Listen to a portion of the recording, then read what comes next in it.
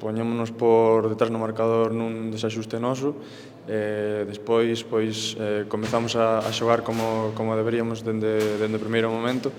Chegan os goles na segunda metade, nos últimos minutos do partido encaixamos o segundo que foi moi complicado, xa nos penaltis a sorte non vino do noso lado.